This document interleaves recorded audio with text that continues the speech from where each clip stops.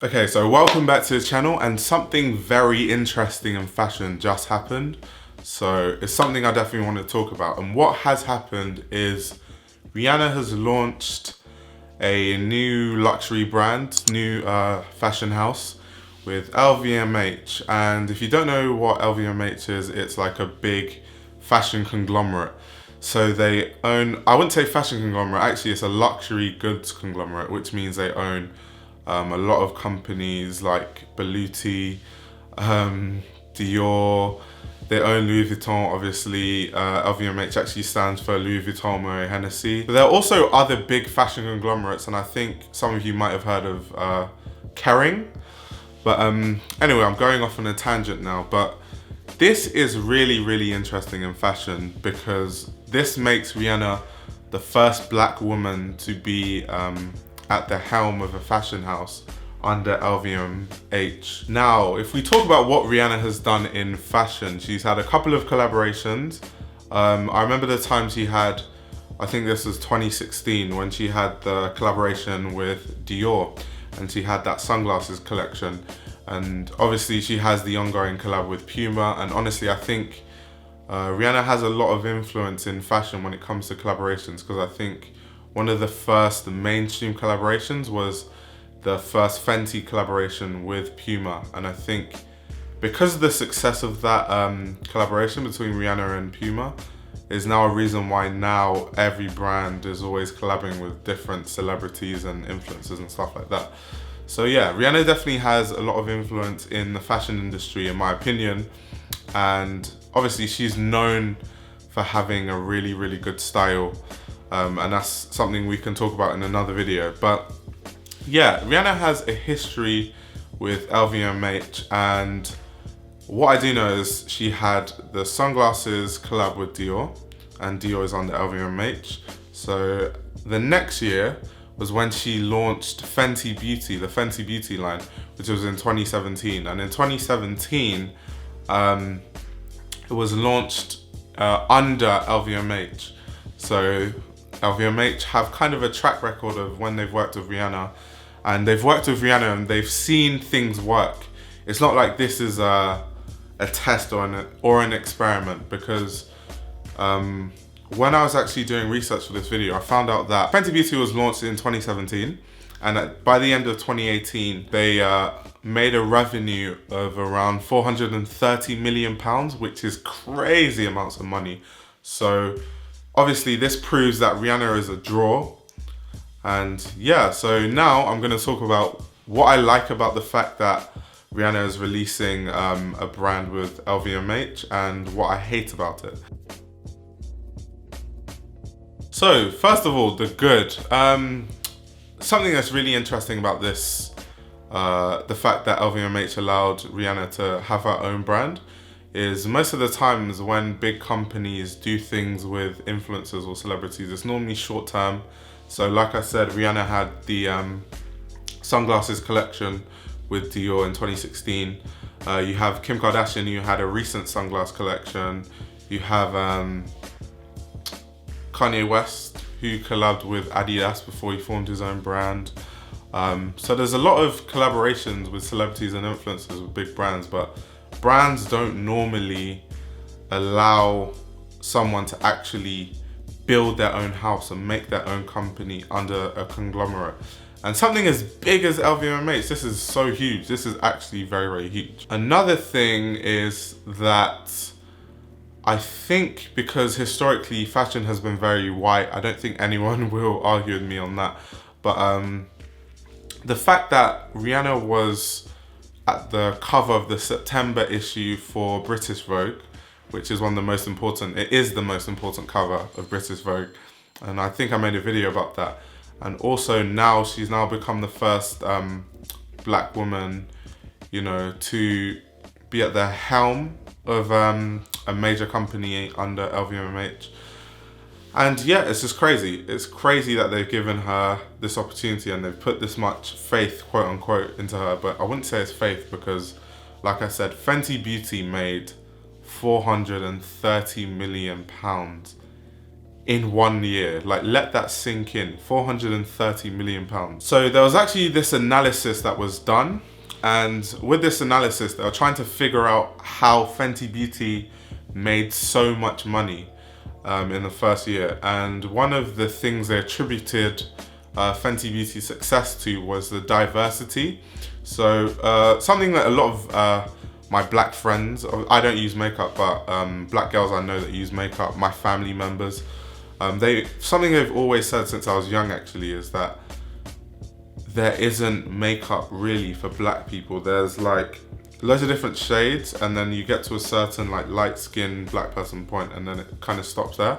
And if you're darker than that, everyone just has to use the same shade, or the range was very limited because I think brands, I don't know why, but I think maybe they deemed that like there weren't enough black customers to make so many ranges for black skin when it comes to makeup like foundation and stuff like that. So obviously Fenty Beauty filled this gap. So a lot of people who couldn't really find their skin shade, when Fenty Beauty came out, yeah, everyone who had that issue went for Fenty Beauty. So mainly it's sad because it's almost like they almost had no other options. There were some other options, but not really that many. So that's one of the reasons why Fenty Beauty had so much success. And that makes me think, now that she's launching her own brand that's going to be called Fenty, will she leverage diversity and will it lead to sales? So will she make a brand that also includes plus size fashion? And plus size fashion, that's another discussion for another video, but it's actually very hard to design plus size clothes. And the reason is because if you design a size 10, the ranges of differences between size 10s is so small that even if someone is top heavy or bottom heavy, they can kind of all still fit in a size 10. But the higher end sizes you go up to, like 16, 18, 20, 22, it's kind of difficult to design. You can't really just make one sample size 20 size, sorry.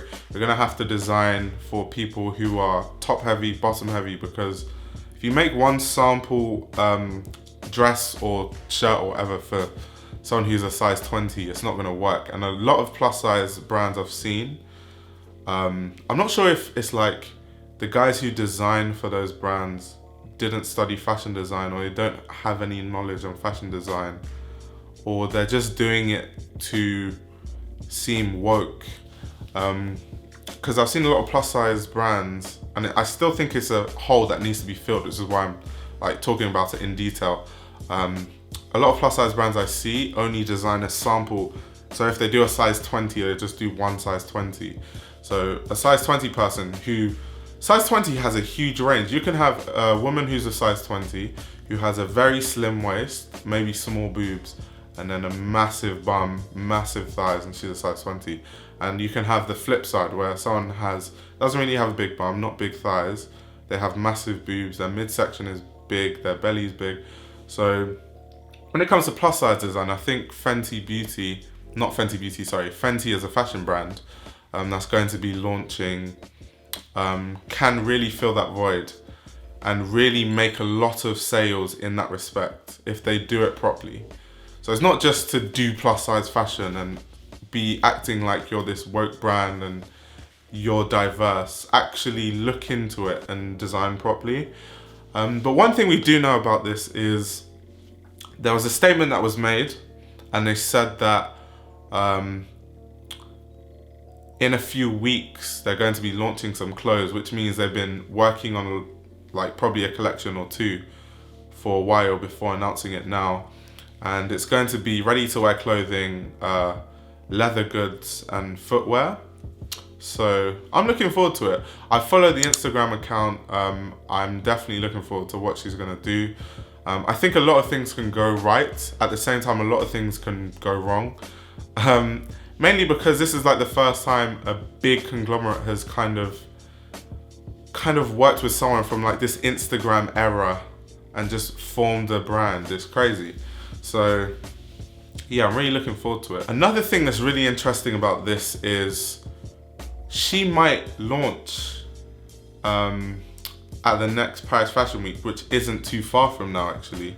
So that's something that I'll be really interested in if it happens, because like they said, they're launching in a few weeks, and LVMH made a statement saying that Fenty as a brand will be based in Paris, in France. So, I mean, LVMH has power. I mean, she might be on that Fashion Week schedule. We can never know. That will be really interesting, and I'll really want to review that fashion show if it happens. But anyway, now we're gonna get into what I don't like about this.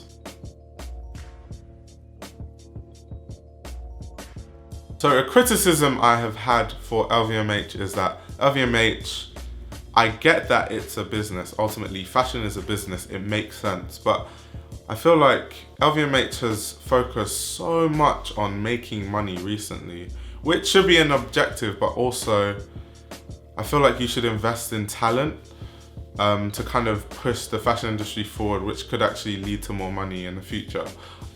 Because you've seen with they had a collab, so Louis Vuitton, which is a brand that is under LVMH, the main brand under LVMH, they collaborated with Supreme, and that was big. But you could kind of see what Louis Vuitton was doing. They wanted to appeal to a younger audience, a younger demographic, and show that, oh, we care about the streetwear kids too, we're into streetwear.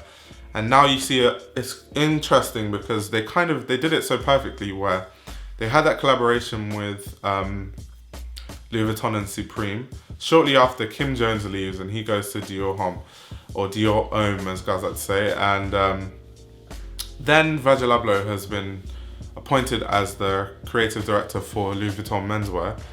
And so they're coming straight off a Supreme and Louis Vuitton collab. And that was kind of marketing the younger demographic. And then you've hired Virgil Abloh immediately after, and everyone has just flocked to Louis Vuitton.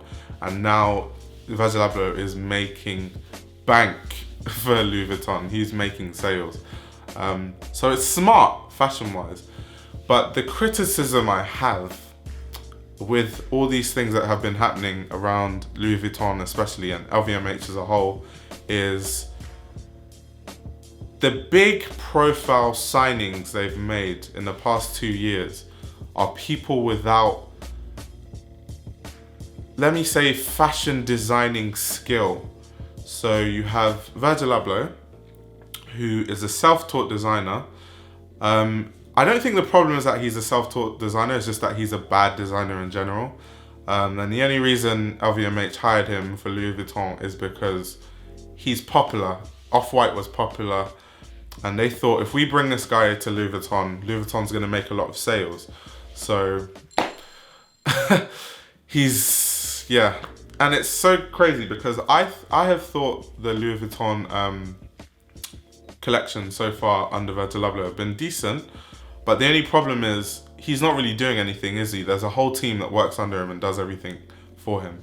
And that's why, and proof of this is when you go back to Off-White, that's why the clothes still remain terrible. So yeah, it's just, it's really annoying. And now you have Rihanna, who they've given this big opportunity, and it makes sense once again from a business perspective, because they've tested her with the Dior sunglasses collection that sold out. They've tested her with Fenty Beauty that launched, and in a year it made 430 million pounds, which is insane amounts of money.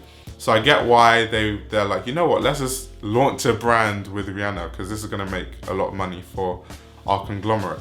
But it's quite annoying that you have very skilled designers who have taken the time out to go to fashion design school. They've taken the hard route. You have people like Martine Rose, Grace Wells Bonner, Oswald Boateng, who is really qualified with his work at Givenchy. And I don't know, man, it's just crazy to me that the people that are getting the opportunities are like people like Virgil Abloh, who had Off-White and was printing on graphic tees, and he just got it because he was popular. Or Rihanna, because she's a popular singer who is very stylish. I can agree, she's very stylish. She has a sick style, amazing style. Anything she wears, I can't remember the last time Rihanna wore a bad outfit. It's very rare she has a bad outfit. But yeah, someone who's popular from singing essentially is now given the ability to just have her own brand at LVMH. So while I'm a fan of like what Rihanna does and I'd like to see where this goes, I'm quite excited to see how it's going to look. I'm hoping it's going to be really good and it's not going to be some watered down streetwear, because then that's just going to be embarrassing. But yeah, I just feel like, when is it the time for someone who has done it the hard way and someone who has, you know, studied fashion design, taken time out to hone their craft, when is that sort of person going to be given this kind of opportunity? And I don't have the opinion that you have to study fashion design to be a good designer. I mean, one of the greatest designers who I've made a video on, Ray Kawakubo, didn't study fashion design. I just think you need to have ideas to be a good fashion designer. And just because someone like Rihanna, who's stylish, she's a celebrity, she's well known, but doesn't mean she has the creative ideas. So yeah, that's why I'm looking forward to seeing what she's gonna do. Hopefully, I'm hoping it's gonna be, she's gonna release some really good stuff and a really good collection. So yeah, what do you guys think? Obviously, I like to critically analyze stuff, and I was just rambling, but I like discussing stuff like this. What do you guys think about, I don't know, Rihanna forming her own brand with LVMH? LVMH, I struggle to say that word. LVMH, or some people say LVMH really fast. But what do you guys think about her forming that brand? Do you think it's gonna do well? Like I said, I had some positive and negative things to say about it, but overall, I'm looking forward to it. And on that note, subscribe to this channel, like this video, I talk about fashion. And I know the next video was supposed to be a video about Arise Fashion Week, which is a fashion week based in Nigeria, but I have been busy with university work and I didn't anticipate how much research I had to do for that video. So when I can release it, I will, but yeah, on that note, I'm out.